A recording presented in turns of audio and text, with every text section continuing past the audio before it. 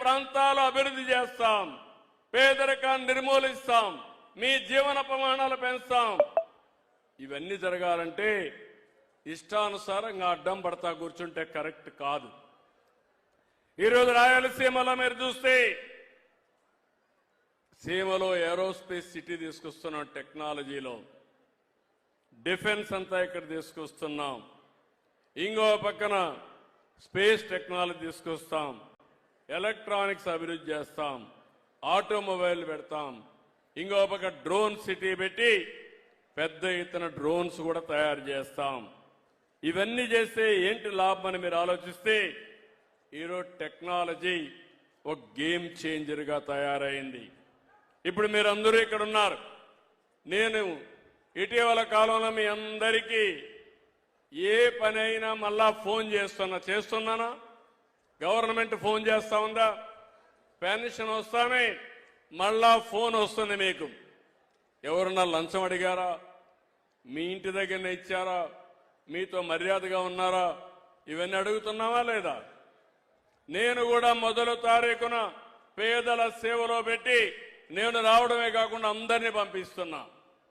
ఈరోజు మీరు గుర్తుపెట్టుకోవాలి, ఒక్క పెన్షన్ కార్యక్రమం 33,000 కోట్ల రూపాయలు, 4,000, 6,000, 10,000, 15,000 రూపాయలు ఇచ్చే ఏకైక ప్రభుత్వం భారతదేశంలో ఇక్కడుండే ఎన్డీఏ. దీనికి దరిదాపుల్లో కూడా ఎవరూ లేరు. నేను అన్ని సేవలు అడుగుతున్నాను. ఆర్టీసీ బస్సులు సరైన సమయానికి వస్తున్నాయా? కరెంటు సరిగా వస్తా ఉందా? గుంతల బండ రోడ్లు ఉన్నాయా? లేకుంటే మీ ఇంటి దగ్గర చెత్త సేకరిస్తున్నారా? ఇలాంటివన్నీ ఒక 30-40 క్వశ్చన్స్ అడుగుతున్నా.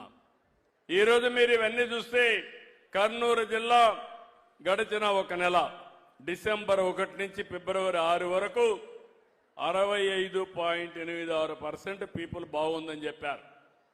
ఎమ్మిగనూరు మండలం 64.62, కలుగుట్ల 65.52.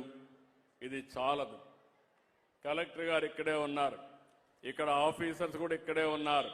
అందరినీ ఒకటే కోరుతున్నా, నేను చిత్రగుప్తుడి మాదిరిగా మీ లెక్కలన్నీ రాసుకుంటా వస్తున్నా, రికార్డులన్నీ తయారు చేస్తున్నా. మీరందరూ కూడా సమర్థత పెంచుకోవాలి. సమర్థత పెంచుకుంటే నేను మీతో ఉంటా. సమర్థత పెంచుకోకపోతే పెరిగే వరకు మీతో ఎక్కడికక్కడ ముందుకు పోతా. ఈరోజు